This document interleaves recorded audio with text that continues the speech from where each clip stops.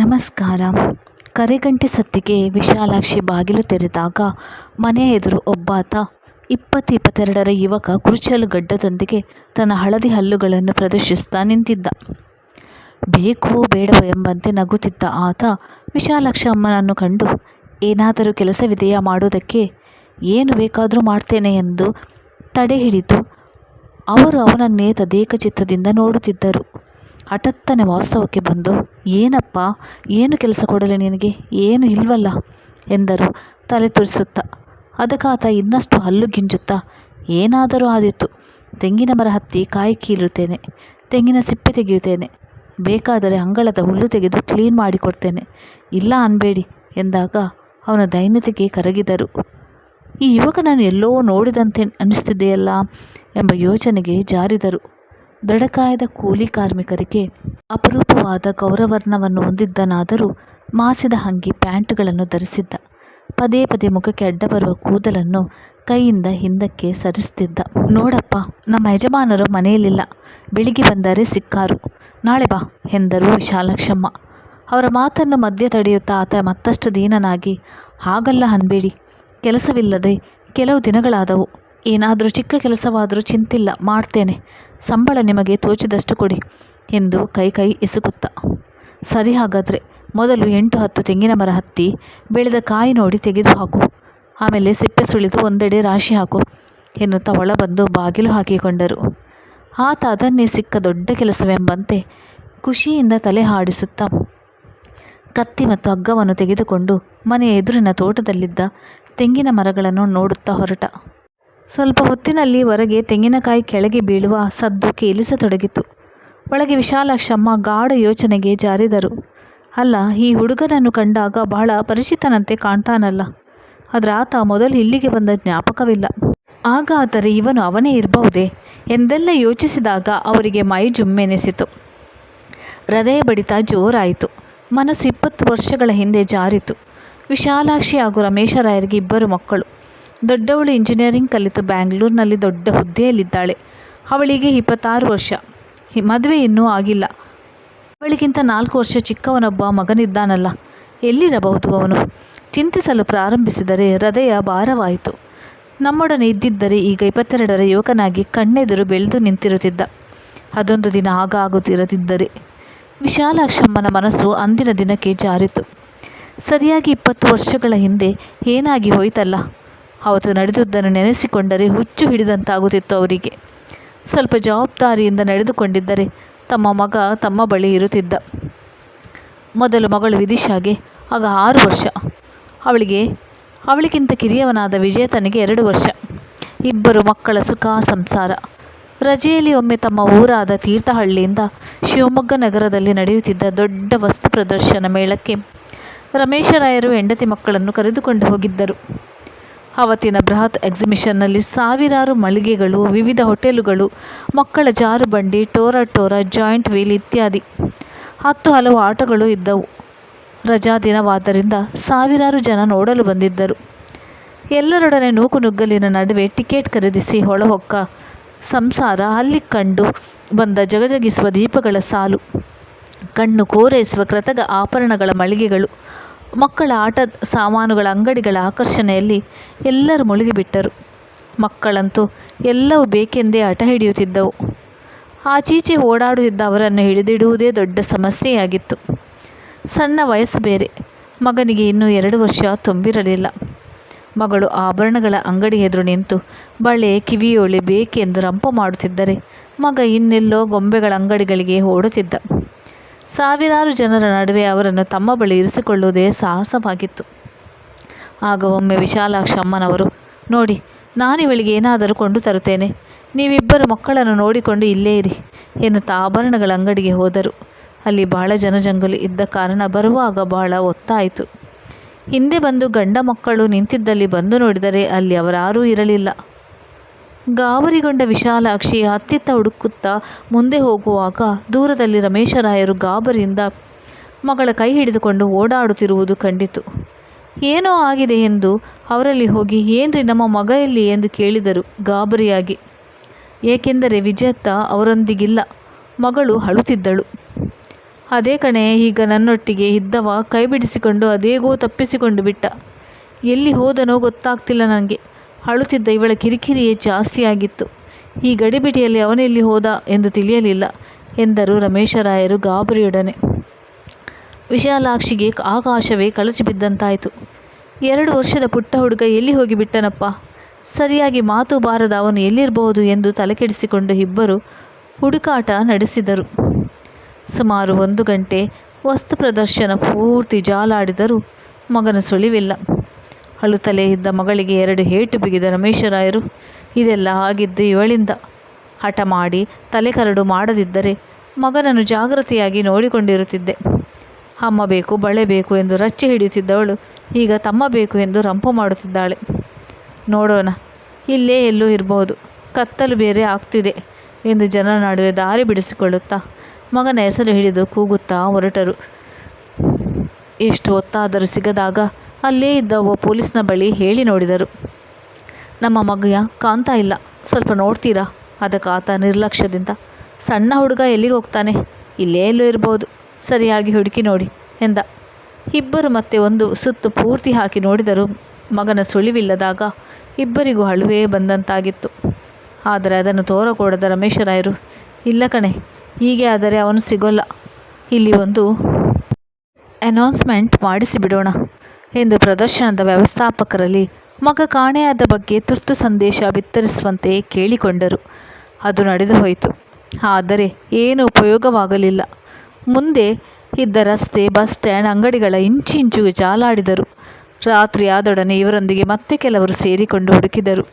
ಇನ್ನು ಕೆಲವರು, ಇದೆಂಥ ಬೇಜವಾಬ್ದಾರಿ ನಿಮ್ಮದು, ಸಣ್ಣ ಮಗುವನ್ನು ಎತ್ತಿಕೊಂಡಿರಬೇಕಿತ್ತು, ಕೆಳಗೆ ಬಿಟ್ಟದ್ದು ತಪ್ಪು ಎಂದು ಲೊಚಗುಟ್ಟಿದರು.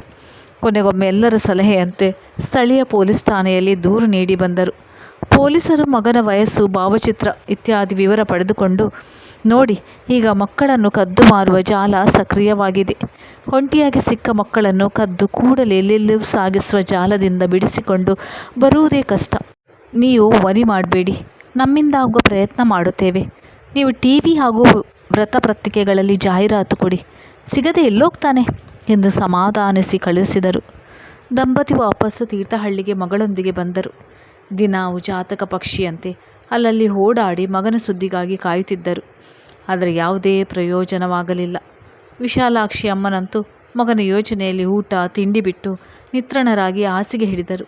ಬಳಿಕ ಆಸ್ಪತ್ರೆ ಸೇರಿ ಅಲ್ಲಿ ಚಿಕಿತ್ಸೆ ಕೊಡಿಸಿದ ಅನಂತರ ಪುನಃ ಮಾನಸಿಕ ತಜ್ಞರಿಂದ ಕೌನ್ಸಿಲಿಂಗ್ ಕೂಡ ನಡೆಯಿತು. ಹೇಗೋ ಏನೋ ಅಂತೂ ಸುಧಾರಿಸಿಕೊಳ್ಳತೊಡಗಿದರು. ತಿಂಗಳುಗಳು ಕಳೆದು ವರ್ಷಗಳು ಹುರುಳಿದರೂ ಮಗನ ಬಗ್ಗೆ ಸುಳಿವಿಲ್ಲ. ಕಾಲ ಎಲ್ಲವನ್ನು ಮರೆಸುವಂತೆ ಎಲ್ಲಾದರೂ ಇರಲಿ, ಮಗ ಸುಖವಾಗಿರಲಿ ಎಂಬ ನಂಬಿಕೆಯೊಂದಿಗೆ ದಿನ ದೂಡುತ್ತಿದ್ದರು. ಆದರೆ ಈಗ ಮತ್ತೆ ವಿಶಾಲಾಕ್ಷಮ್ಮನಿಗೆ ಮಗನ ನೆನಪು ಒಮ್ಮೆಲೆ ಮರುಕಳಿಸಿದಂತಾಗಿತ್ತು. ಈ ತೆಂಗಿನಕಾಯಿ ಕೊಯ್ಯಲು ಬಂದ ಹುಡುಗನ ಪ್ರಾಯದವನೇ ಇರ್ಬೋದು ತಮ್ಮ ಮಗ. ನೋಡಿ, 20 ವರ್ಷವಾಯ್ತಲ್ಲ, ಏನೆಲ್ಲ ಬದಲಾವಣೆ ಆಗಿದೆಯೋ. ಇಲ್ಲಿಯೂ ದೊಡ್ಡವನಾಗಿ ಯಶೋದೆಯ ಬಳಿ ಶ್ರೀಕೃಷ್ಣ ಬೆಳೆದಂತೆ ವಿದ್ಯೆ ಕಲಿತು ಡಾಕ್ಟ್ರೋ ಇಂಜಿನಿಯರೋ ಆಗಿರ್ಬೋದು. ಅಥವಾ ಈಗ ಹೊರಗೆ ಇದ್ದಾನಲ್ಲ ಅವನಂತೆ, ಚೇಚೆ ಹಾಗಾಗಬಾರ್ದು ಎಂದು ಯೋಚನೆಯಿಂದ ಹೊರಬಂದು ಅಡುಗೆ ಕೆಲಸದಲ್ಲಿ ನಿರತರಾದರು. ಸ್ವಲ್ಪ ಹೊತ್ತಿನಲ್ಲಿ ಪುನಃ ಕರಗಂಟೆ ಸದ್ದು ಕೇಳಿದಾಗ ಬಾಗಿಲು ತೆರೆದಾಗ ಅದೇ ಯುವಕ ಬಾಯಾರಿಕೆಗೆ ನೀರು ಕೇಳಿದ್ದ. ವಿಶಾಲಾಕ್ಷಮ್ಮ ತಮಗಾಗಿ ಮಾಡಿ ಇಟ್ಟಿದ್ದ ಲಿಂಬು ಶರಬತ್ತು ಕೊಟ್ಟರು.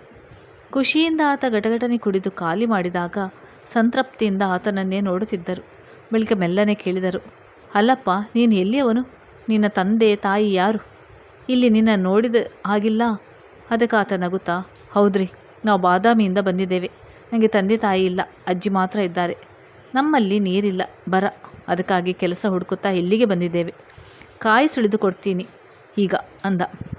ಆಯ್ತಪ್ಪ, ನಿಧಾನವಾಗಿ ಕೆಲಸ ಮಾಡು, ಪರವಾಗಿಲ್ಲ, ಊಟನೂ ಇಲ್ಲೇ ಮಾಡುವೆಯಂತೆ ಎಂದರು ಅಕ್ಕರೆಯಿಂದ. ಅದಕ್ಕೆ ಆತ ತಲೆ ಆಡಿಸಿ ತೋಟಕ್ಕೆ ಹೊರಟ. ಮಧ್ಯಾಹ್ನ ಊಟವನ್ನು ಮಾಡಿದ ಆತ ಸಂಜೆ ಎಲ್ಲ ಕೆಲಸ ಮುಗಿಸಿ ವಿಶಾಲಾಕ್ಷಮ್ಮ ಕೊಟ್ಟ ಸ್ವಲ್ಪ ಹೆಚ್ಚೇ ಎನಿಸುವ ಸಂಬಳವನ್ನು ಖುಷಿಯಿಂದ ಜೇಬಿಗಿಳಿಸಿ ಹೊರಟ. ಸ್ವಲ್ಪ ದೂರ ಹೊರಟವನನ್ನು ತಡೆದು ಕೇಳಿದರು ವಿಶಾಲಾಕ್ಷಮ್ಮ ಏನೋ ಒಂದು ಆಸೆಯಿಂದ, ಏನಪ್ಪ ನಿನ್ನ ಹೆಸರು ಹೇಳಲಿಲ್ಲ? ಓ ಹದಾರಿ, ಮೌನೇಶ ಅಂತಾರಿ ಎನ್ನುತ್ತಾ ಗಡಿಬಿಡಿಯಿಂದ ಹೊರಟು ಹೋದ. ಆಸೆ ನಿರಾಸೆಯಿಂದ ತಳಮಳದೊಡನೆ ಆತ ಹೋದ ದಾರಿಯನ್ನೇ ನೋಡ್ತಾ ಇದ್ದರು. ತಾನೊಬ್ಬಳು ಹುಚ್ಚಿ, ತನ್ನ ಹೆಸರು ವಿಜೇತ ಅನ್ನುತ್ತಾನೆ ಎಂದುಕೊಂಡು ಬಿಟ್ಟೆ ಎಂದು ಯೋಚಿಸ್ತಾ ಹೊಳಹೋದರು.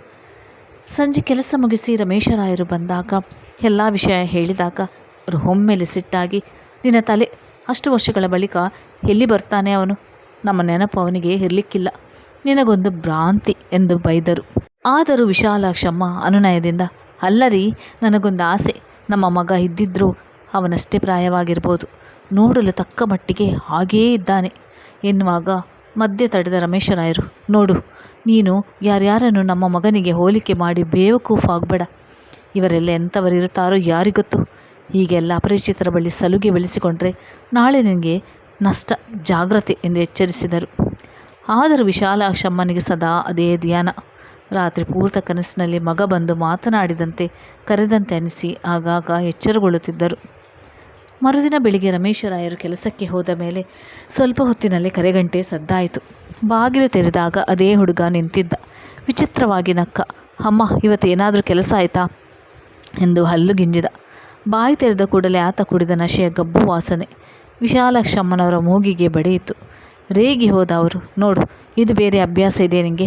ಹೀಗೆ ಕುಡಿದು ಬಂದರೆ ನಿನಗಿಲ್ಲಿ ಯಾವ ಕೆಲಸವೂ ಇಲ್ಲ, ಹೋಗು, ಮತ್ತೆ ಬರಬೇಡ ಎಂದು ನಿಷ್ಠುರವಾಗಿ ಹೇಳಿ ಬಾಗಿಲು ಹಾಕಿದರು. ಅವರಿಗೆ ಆಸೆ ನಿರಾಸೆಯಾಗಿತ್ತು. ಅವನು ಕುಡಿದು ಬಂದಿದ್ದು ತಮ್ಮ ಮಗನೆಂಬ ಭರವಸೆಗೆ ಕೊಡಲಿ ಏಟು ಹಾಕಿತ್ತು. ಕಣ್ಣುಗಳಲ್ಲಿ ನೀರಾಡುತ್ತಿತ್ತು. ಆದರೆ ಮನಸ್ಸಿನಲ್ಲಿ ಮಗನ ಚಿಂತೆ ಹೆಚ್ಚಾಗುತ್ತಿರುವಂತಿದೆ. ಇದೆಲ್ಲ ಮಗಳಿಗೆ ಒಮ್ಮೆ ಫೋನ್ ಮಾಡಿ ಹೇಳಿದರೆ ಹೇಗೆ ಎಂದು ಯೋಚಿಸಿದಾಗ ಆಗಲೇ ಗಂಡನ ಕೈಲಿ ಬಯಸಿಕೊಂಡದ್ದಾಗಿದೆ. ಮತ್ತು ಮಗಳ ಬೈಗಳು ಯಾರಿಗೆ ಬೇಕು ಎಂದು ಆ ವಿಚಾರದಿಂದ ಹಿಂದೆ ಸರಿದು ಅಡುಗೆ ಮನೆಯತ್ತ ಹೋದರು. ಸಂಜೆ ರಾಯರು ಬಂದಾಗ ಅವರು ಬೇಕೆಂದೇ ಅವನು ಕುಡಿದು ಬಂದ ವಿಷಯ ಹೇಳಲಿಲ್ಲ. ಹೇಳಿದರೆ ತಮಗೆ ಮತ್ತೊಮ್ಮೆ ಮಂಗಳಾರತಿ ಮಾಡಿಯಾರೆಂದು ಸುಮ್ಮನಿದ್ದರು. ಒಂದೆರಡು ದಿನ ಆತನ ಸುಳಿವಿರಲಿಲ್ಲ. ವಿಶಾಲಾಕ್ಷಮ್ಮನು ಅವನ ಯೋಚನೆಯಿಂದ ಹೊರಬರುತ್ತಿದ್ದರು. ಏನೋ ಅಷ್ಟರಲ್ಲಿ ಒಂದು ದಿನ ಆ ಹುಡುಗ ಮತ್ತೆ ಕೆಲಸ ಕೇಳಿಕೊಂಡು ಬಂದ. ಕ್ಷಮಿಸಿ ಅಮ್ಮ, ಮೊನ್ನೆ ಏನೋ ಕುಡಿದು ಬಂದೆ, ಮಗನ ತಪ್ಪು ಅಂತ ತಿಳ್ಕೊಂಡು ಹೊಟ್ಟೆಗೆ ಹಾಕ್ಬಿಡಿ, ಏನಾದರೂ ಕೆಲಸ ಮಾಡಬೇಕಾ ಎಂದು ಕೈಮುಗಿದ. ಅಮಾಯಕನಂತೆ ಅವರನ್ನೇ ನೋಡುತ್ತಿದ್ದ. ಅವನ ದೈನ್ಯತೆಗೆ ವಿಶಾಲಾಕ್ಷಮ್ಮ ಕರಗಿದರು.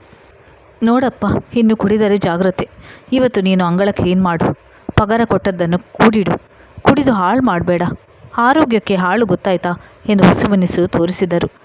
ಆತ ತಲೆ ಆಡಿಸಿ ಕೆಲಸ ಶುರು ಮಾಡಿದ. ಮತ್ತೆ ಸಾಯಂಕಾಲ ಹೆಚ್ಚಿನ ಪಗಾರ ನೀಡಿ ಕಳಿಸಿದರು ವಿಶಾಲಾಕ್ಷಮ್ಮ. ಸಂಜೆ ವಿಷಯ ತಿಳಿದ ರಮೇಶರಾಯರು ಕೆರಳಿ ಕೆಂಡವಾಗಿ, ಆತ ಮತ್ತೆ ಬಂದನೆ, ನಿನಗೊಂದು ಮಗನ ಮೋಹ ತಲೆಗೆ ಅಂಟಿದೆ, ನಮಗಂತೂ ಹುಡುಕಲಾಗಲಿಲ್ಲ, ಹೋಗಲಿ, ದೊಡ್ಡವನಾದ ಮೇಲೆ ಅವನಿಗಾದರೂ ಹುಡುಕಿಕೊಂಡು ಬರಬಹುದಿತ್ತಲ್ವಾ, ನಾವು ಪ್ರೀತಿಯಿಂದ ಬೆಳೆಸಿಲ್ವಾ ಎಂದರು ಏರು ಧ್ವನಿಯಲ್ಲಿ. ಅದಕ್ಕೆ ವಿಶಾಲಾಕ್ಷಮ್ಮ ಹಣೆ ಬಡಿದುಕೊಳ್ಳುತ್ತಾ, ಅವನಿಗೆ ಹೇಗೆ ನಮ್ಮ ನೆನಪು ಬರುತ್ತೆ?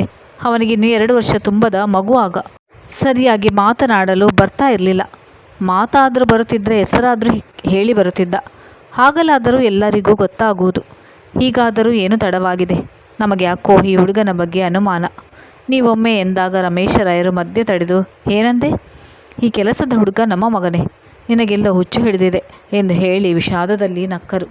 ಅದನ್ನೆಲ್ಲ ಗಮನಿಸದ ಪತ್ನಿ ಮತ್ತೆ ಗಂಡನ ಕೈ ಹಿಡಿದು, ನೋಡಿ, ನಿಮ್ಮ ದಮ್ಮಯ್ಯ ಅಂತೀನಿ, ಒಮ್ಮೆ ಅವನ ಬಗ್ಗೆ ಹೋಗಿ ವಿಚಾರಿಸಿ, ಇಲ್ಲೇ ಎಲ್ಲೋ ಹತ್ತಿರದಲ್ಲಿ ಇದ್ದಾನಂತೆ, ಅವನ ಅಜ್ಜಿ ಮಾತ್ರ ಜೊತೆಗಿರುವುದಂತೆ, ದಯವಿಟ್ಟು ಹೋಗಿ ವಿಚಾರಿಸಿ, ನನಗೊಂದು ಸಮಾಧಾನ ಅಷ್ಟೆ ಎಂದು ಹಂಗಲಾಚಿದರು.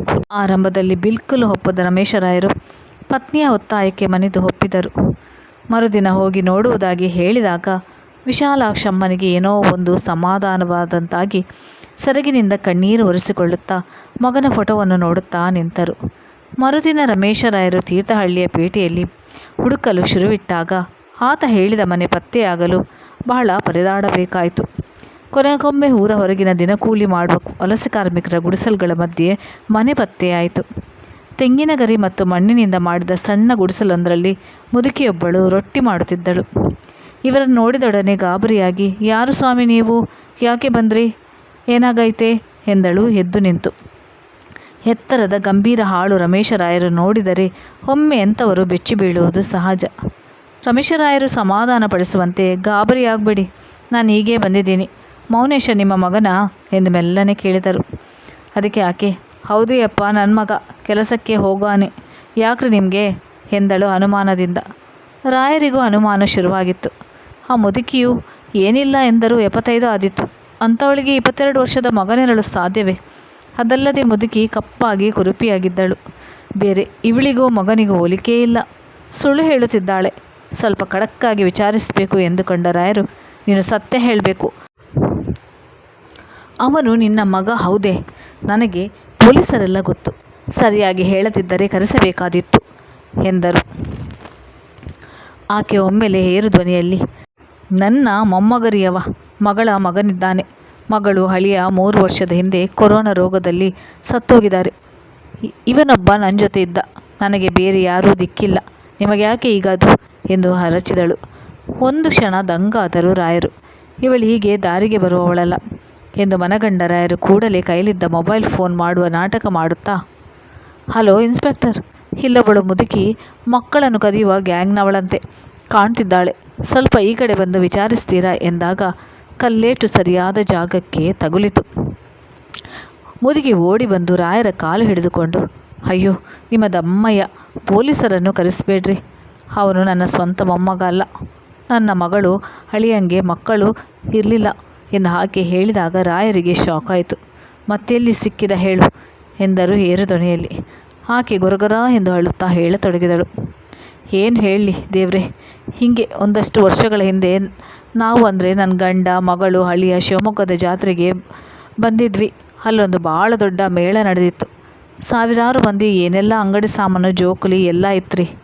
ನನ್ನ ಮಗಳು ಅಳಿಯ ಒಳಗೆ ಹೋಗಿದ್ರು. ಹೊರಗೆ ಬಂದಾಗ ಭಾಳ ಹೊತ್ತಾಗ್ತ್ರಿ. ಬರುವಾಗ ಒಂದು ಸಂದಕ್ಕಿದ್ದ ಮಗುನ ಹಿಡ್ಕೊಂಡು ಬಂದಿದ್ರು. ಮಗು ಭಾಳ ಅಳ್ತಾ ಇತ್ರಿ. ತಂದೆ ತಾಯಿ ಬಿಟ್ಟು ಹೋಗಿರಬೇಕು. ಗಂಡು ಮಗು ಭಾಳ ಚಲೋ ಇದ್ದರಿ. ನನಗಂತೂ ಭಾಳ ಖುಷಿಯಾಗಿತ್ತು. ಮದುವೆಯಾಗಿ 10 ವರ್ಷ ಆದರೂ ಮಗಳು ಅಳಿಯಂಗೆ ಮಕ್ಕಳಾಗಿರಲಿಲ್ಲ. ನೋಡ್ರಿ, ದೇವರೇ ಕೊಟ್ಟಾನಂತ ಇವನನ್ನು ಕರ್ಕೊಂಡು ಆಗಲೇ ಊರಿಗೆ ಹೊರಟು ಬಿಟ್ವಿ. ಅವಳ ಮಾತು ಕೇಳಿ ರಮೇಶ್ ರಾಯರು ಖಾತ್ರಿಯಾಗತೊಡಗಿತು. ಅವನೇ ತಮ್ಮ ಮಗನಿರಬಹುದೆಂದು. ತಾನಿನ್ನು ಅವನನ್ನು ನೋಡಿಲ್ಲ ಬೇರೆ. ಆದರೆ ಇವಳ ಮಾತು ಅದೇ ಜಾಡಿನಲ್ಲಿದೆ. ಈಗ ನೀವಿಬ್ಬರೇ ಇಲ್ಲಿರುವುದಾ? ಅವನೆಲ್ಲಿದ್ದಾನೆ ಎಂದರು ರಾಯರು ಭಾರವಾದ ಹೃದಯದಲ್ಲಿ. ಅವನೊಬ್ಬನನ್ನು ದೇವರು ನನ್ನ ಸಲುವಾಗಿ ಉಳಿಸ್ಕೊಂಡ ನೋಡ್ರಿ. 1-2 ಕ್ಲಾಸ್ ಶಾಲೆ ಕಲಿತಾನ್ರಿ. ಆಮೇಲೆ ಕೆಲಸಕ್ಕೆ ಹೋಗ್ತಾ ದಿನ ಹೋಗುವುದು ಎಂದಳು ದೀನಳಾಗಿ. ರಮೇಶರಾಯರಿಗೆ ಒಂದೇನು ಹೇಳುವುದೆಂದು ತೋಚದೆ ಸುಮ್ಮನೆ ನಿಂತು ಯೋಚಿಸತೊಡಗಿದರು. ಇವನಂತೂ ತಮ್ಮ ಮಗನೇ. ಖಚಿತವಾಗಿ ತಿಳಿಯಬೇಕೆಂದರೆ DNA ಪರೀಕ್ಷೆ ನಡೆಸಬೇಕು. ಅದಕ್ಕಾಗಿ ಮತ್ತೆ ಕೋರ್ಟ್ಗೆ ಹೋಗಬೇಕು. ಅದರ ಮೊದಲು ಈ ಮುದುಕಿಯನ್ನು ಇದಕ್ಕೆಲ್ಲ ಒಪ್ಪಿಸಬೇಕು. ಕಷ್ಟವಿದೆ ಎಂದುಕೊಳ್ಳುತ್ತಿರುವಂತೆ ಅಲ್ಲಿಗೊಬ್ಬಳು ಹುಡುಗಿ ಓಡಿ ಬಂದು, ದ್ಯಾವವ್ವ, ನಿನ್ನ ಮೊಮ್ಮಗನನ್ನು ಪೊಲೀಸರು ಎಳ್ಕೊಂಡು ಹೋಗ್ತಾರೆ, ಲಘುನಾ ಬಾ ಎಂದು ಹೇಳಿದಾಗ ಮುದುಕಿ ತಲೆ ಮೇಲೆ ಕೈ ಹೊತ್ತು ಅಳುತ್ತಾ, ಯಪ್ಪ, ನಾನೀಗ ಏನು ಮಾಡ್ಲಪ್ಪ? ಅವನು ದಿನಕ್ಕೊಂದು ಕಡೆ ತುಡುಗು ಮಾಡ್ತಾನ. ಪೊಲೀಸರು ಎಳ್ಕೊಂಡು ಹೋಗ್ತಾರ, ನನಗೆ ತ್ರಾಸ ಕೊಡ್ತಾರ ಎಂದು ರಾಯರು ಮುಖ ನೋಡಿದಾಗ ಅವರು ಕೂಡಲೇ ನಡಿ ಸ್ಟೇಷನ್ಗೆ ಹೋಗೋಣ, ಅವನನ್ನು ಬಿಡಿಸಿಕೊಂಡು ಬರೋಣ ಎಂದು ಮಗನನ್ನು ಕಾಣುವ ಆತುರದಿಂದ ಇಬ್ಬರು ಆಟೋ ಏರಿ ಹೊರಟರು. ಪೊಲೀಸ್ ಠಾಣೆಗೆ ಹೋದಾಗ ಇನ್ಸ್ಪೆಕ್ಟರ್ ಮುದುಕಿಯನ್ನು ನೋಡಿದೊಡನೆ ಪರಿಚಿತಳಂತೆ. ಬಾರವ್ವ ದ್ಯಾವವ್ವ, ಈ ಸಲ ನಿನ್ನ ಮಗ ದೊಡ್ಡ ಹೊಂಡಕ್ಕೆ ಬಿದ್ದಿದ್ದಾನೆ. ಮೇಲೆ ಬರೋದು ಕಷ್ಟ, ಲಾಕಪ್ಗೆ ಹಾಕಿದ್ದೀನಿ ಎಂದು ಖಾರವಾಗಿ ಮುದುಕಿ ಮುಸುಮುಸು ಅಳುತ್ತಿದ್ದಳು. ಅವಳೊಂದಿಗೆ ಬಂದ ರಮೇಶರಾಯನ್ ನೋಡಿ, ನಿಮಗೆ ಏನಾಗಬೇಕು ಇವಳು ಎಂದು ಉಬ್ಬೇರಿಸಿ ಕೇಳಿದ. ಗಾಬರಿಯಾದ ರಾಯರು ದೇಶಾವರಿ ನಗೆನಕ್ಕು, ನನಗೇನು ಸಂಬಂಧ ಇಲ್ಲ, ಇವನು ಮೊನ್ನೆ ನಮ್ಮನೆ ಕೆಲಸಕ್ಕೆ ಬಂದಿದ್ದ ಎಂದಾಗ ಇನ್ಸ್ಪೆಕ್ಟರ್ ಮಧ್ಯೆ ಮಾತು ತುಂಡರಿಸಿ, ನಿಮ್ಮನೆಯಲ್ಲಿ ಮೌನೇಶ ಕಳ್ಳತನ ಮಾಡಿದ್ದಾನಾ ಎಂದು ಕೇಳಿದರು. ಇಲ್ಲ, ಇವತ್ತು ಬರ್ತಾನೆ ಎಂದಿದ್ದ. ದಾರಿಯಲ್ಲಿ ಇವಳು ಸಿಕ್ಕಿದ್ಲು, ಕೇಳಿದೆ ಅಷ್ಟೆ. ಅಷ್ಟರಲ್ಲಿ ನಿಮ್ಮಲ್ಲಿದ್ದಾನೆಂದು ಯಾರೋ ಹೇಳಿದರು. ಇವಳು ಗೋಳೋ ಎಂದು ಅಳುತ್ತಿದ್ದಳು. ಮಾನವೀಯತೆಯಿಂದೇ ಇಲ್ಲಿಗೆ ಕರ್ಕೊಂಡು ಬಂದೆ. ಓ, ಮಾನವೀಯತೆ ಇಲ್ಲ, ಇಂಥವರಿಗೆಲ್ಲ ಈ ಶಬ್ದ ಬಳಸಬೇಡಿ. ಇವಳ ಮೊಮ್ಮಗ ಮೌನೇಶ ದೊಡ್ಡ ರಾಸ್ಕಲ್ ಗೊತ್ತೇನ್ರಿ. ಯಾವಾಗಲೂ ಅಲ್ಲಿ ಇಲ್ಲಿ ಕಳ್ಳತನ ಮಾಡಿ ಸಿಕ್ಕಿ ಬೀಳ್ತಿದ್ದ. ಈಕೆ ಬಂದು ಅಳುತ್ತಾ ಬಿಡಿಸಿಕೊಂಡು ಹೋಗೋಳು. ಮೊನ್ನೆ ಒಂದು ಕಡೆ ಚಿನ್ನದ ಸರಕದ್ದು ಒಂದಿಷ್ಟು ತಿಂಗಳು ಒಳಗಿದ್ದ. ಕೇಸು ಇನ್ನೂ ನಡೀತಾನೇ ಇದೆ. ಇನ್ಸ್ಪೆಕ್ಟರ್ ಮಾತು ಕೇಳಿ ರಮೇಶರಾಯರ ಜಂಗಬಲವೇ ಹುಡುಗಿತ್ತು. ಬಾಯಿ ಪಸಿ ಹಾರತೊಡಗಿತು. ಕಷ್ಟದಲ್ಲಿ ಮಾತು ಬರತೊಡಗಿತು. ಮತ್ತು ಈಗ ಏನು ಮಾಡಿದ್ದಾನೆ ಎಂದರು. ಇನ್ಸ್ಪೆಕ್ಟರ್ ತಲೆ ಕೆಡವಿ, ನೋಡಿ, ಅವನಿಗೆ ಗಾಂಜಾ, ಅಫೀಮು ಮುಂತಾದ ಡ್ರಗ್ಸ್ ಸೇವನೆ ಅಭ್ಯಾಸವೂ ಇದೆ. ಈಗ ಮತ್ತೆ ಡ್ರಗ್ಸ್ ಸೇವಿಸ್ತಿರುವಾಗ ನಮ್ಮ ಕೈಗೆ ಸಿಕ್ಕಿಬಿದ್ದ. ಮೊದಲೇ ಕಳ್ಳತನದ ಕೆಲವು ಕೇಸ್ಗಳಿವೆ, ಈಗ ಮತ್ತೆ ಡ್ರಗ್ಸ್ ಜಾಲ. ಆತ ಇನ್ನು ಹೊರಬರುವುದೇ ಕಷ್ಟ ಎಂದು ಖುಷಿಯಲ್ಲಿ ಮೀಸೆ ತಿರುತ್ತಾ ಹೇಳಿದರು. ರಾಯರಿಗೆ ಒಂದು ಕ್ಷಣ ತಲೆ ತಿರುಗಿದಂತಾಯಿತು. ಎಷ್ಟೋ ವರ್ಷಗಳ ಬಳಿಕ ಮಗ ಸಿಕ್ಕಿದ ಎಂದು ಖುಷಿ ಪಡುವಂತೆಯೂ ಇಲ್ಲ, ಇಂಥ ಮಗ ಬೇಕೇ ಎಂಬಂತಾಗಿತ್ತು ಅವರಿಗೆ. ಅವನ ಮುಖ ನೋಡುವುದಕ್ಕೂ ಮನಸ್ಸಾಗದೆ, ಸರಿ ಇನ್ಸ್ಪೆಕ್ಟರ್, ನಾನು ಬರ್ತೇನೆ. ಇನ್ನು ಈ ಮುದುಕಿದ್ದಾಳೆ, ಕಳ್ಳನು ಒಳಗಿದ್ದಾನೆ, ಸರಿಯಾಗಿ ವಿಚಾರಿಸಿಕೊಳ್ಳಿ ಎಂದು ಮೆಲ್ಲನೆ ಎದ್ದು ಹೊರಟರು. ಇಂದಿನಿಂದ ಇನ್ಸ್ಪೆಕ್ಟರ್ ನೀವೇನೂ ಯೋಚನೆ ಮಾಡಬೇಡಿ. ಈ ಸಾರಿ ಆತ ಸದ್ಯ ಹೊರಬರದಾಗೆ ಕೇಸು ಜಡಿತೀವಿ. ನೀವು ಹೋಗ್ಬನ್ನಿ, ನಾವು ಕರೆದಾಗ ಬರಬೇಕಾದೀತು ಎಂದು ಹೇಳುತ್ತಿರುವಂತೆ ನಿಲ್ಲಿಸಿದ ಆಟೋ ಏರಿ ಮನೆಗೆ ಹೊರಟರು.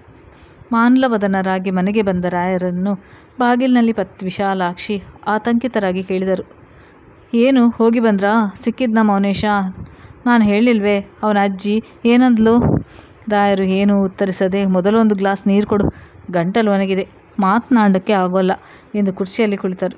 ಕೂಡಲೇ ನೀರು ತಂದುಕೊಟ್ಟ ವಿಶಾಲಾಕ್ಷಿ ಕಾತರ ತಡೆಯದೆ, ಈಗ ಹೇಳಿ, ಎಲ್ಲಿದ್ದಾನೆ ನಮ್ಮ ಮಗ ಎಂದಾಗ ಕೋಪೋದ್ರಿಕ್ತರಾದ ರಾಯರು, ನಮ್ಮ ಮಗನ? ಯಾರೋ ಅವನು ನಮ್ಮ ಮಗನ ಎಂದು ಧ್ವನಿ ಏರಿಸಿದಾಗ ಕಕ್ಕಾಬಿಕ್ಕಿಯಾದ ಪತ್ನಿಯ ಮುಖ ಕಂಡು ಸತ್ಯ ಹೇಳದಿರುವುದೇ ಕ್ಷೇಮವೆಂದು ಬಗೆದರು. ಸ್ವಲ್ಪ ಸಮಾಧಾನ ಮಾಡಿಕೊಂಡು, ಹೌದು ವಿಶಾಲು, ಅಲ್ಲಿಗೆ ಹೋಗಿದ್ದೆ. ಆದರೆ ನೀನು ಹೇಳಿದ ಹೆಸರಿನ ಹುಡುಗ ಅವನ ಅಜ್ಜಿ ಯಾರೂ ಇರಲಿಲ್ಲ. ಅವರು ಅದಾಗಲೇ ಊರು ಬಿಟ್ಟಿರಬೇಕು. ಸುತ್ತಲಿದ್ದ ಗುಡಿಸಲಿನವರು ಎಲ್ಲಿ ಹೋಗಿದ್ದಾರೆಂದು ನಮಗೆ ಗೊತ್ತಿಲ್ಲ. ದಿನಕ್ಕೊಂದು ಊರು ತಿರುಗುವವರನ್ನು ಎಲ್ಲಿ ಅಂತ ಹುಡುಕಲಿ? ಈಗ ಎಲ್ಲಿದ್ದಾರೋ ಏನೋ ಎಂದರು ನಿರಾಸೆಯಿಂದ. ಪತ್ನಿಯ ಕಣ್ಣಲ್ಲಿ ತುಂಬಿ ಬರುತ್ತಿತ್ತು. ಸೆರಗಿನಿಂದ ಕಣ್ಣು ಒರೆಸುತ್ತಾ, ಹೋಗಲಿ ಬಿಡಿ, ನಮಗೆ ಅದೃಷ್ಟವಿಲ್ಲ. ಇಷ್ಟು ವರ್ಷಗಳು ಕಳೆದು ಹೋದವು. ಅವನನ್ನು ಎಲ್ಲಿ ಎಂದು ಹುಡುಕುವುದು? ಅವನು ವಿದೇಶದಲ್ಲಿ ಕಳೆಯುತ್ತಿರಬಹುದು. ನಮ್ಮ ನೆನಪಾದರೂ ಅವನಿಗೆ ಇದೆಯೋ ಇಲ್ಲವೋ? ನಾನೊಬ್ಬಳು ಹುಚ್ಚಿ, ಯಾರ್ಯಾರನ್ನು ಮಗನೆಂದು ವಿಚಾರಿಸುತ್ತಿದ್ದೇನೆ. ಅವನು ಎಲ್ಲೇ ಇರಲಿ, ಸುಖವಾಗಿರಲಿ ಎಂದು ಮೇಲೆ ನೋಡಿ ದೇವರಿಗೆ ಕೈಮುಗಿದರು. ಭಾರವಾದ ಹೃದಯದೊಂದಿಗೆ ರಮೇಶರಾಯರ ಪತ್ನಿಯ ಭುಜ ತಟ್ಟುತ್ತಾ, ನನ್ನದು ಅದೇ ಆರೈಕೆ. ಅವನು ಎಲ್ಲೇ ಇರಲಿ, ಮರ್ಯಾದೆಯಿಂದ ಸುಖವಾಗಿರಲಿ. ನಮಗೆ ಇಲ್ಲಿ ಒಬ್ಬಳು ಮಗಳಿದ್ದಾಳೆ. ಅವಳೇ ಮಗ ಮಗಳು ಎಲ್ಲ ಅಂದುಕೊಂಡರಾಯಿತು. ಎಲ್ಲರಿಗೂ ಎಲ್ಲ ಕಾಲದಲ್ಲೂ ಎಲ್ಲ ಸುಖವೂ ಸಿಗಲಾರದು ಎಂದು ಮಡದಿಯ ತಲೆ ನೆವರಿಸಿದರು. ಕಣ್ಣೀರ ಹನಿಯೊಂದು ಸದ್ದಿಲ್ಲದೆ ವಿಶಾಲಾಕ್ಷಮ್ಮನ ತಲೆಯ ಮೇಲೆ ಜಾರಿದ್ದು ಅವರಿಗೆ ತಿಳಿಯಲೇ ಇಲ್ಲ. ಧನ್ಯವಾದಗಳು ಸ್ನೇಹಿತರೆ, ನನ್ನ ಕತೆ ಕೇಳಿದ್ದಕ್ಕಾಗಿ. ನನ್ನ ಕತೆ ಹೇಗನಿಸಿದೆ ಅಂತ ಒಂದು ಕಾಮೆಂಟ್ ಸೆಕ್ಷನಲ್ಲಿ ನಿಮ್ಮ ಒಪಿನಿಯನ್ ನನಗೆ ತಿಳಿಸಿ. ನಮಸ್ಕಾರ.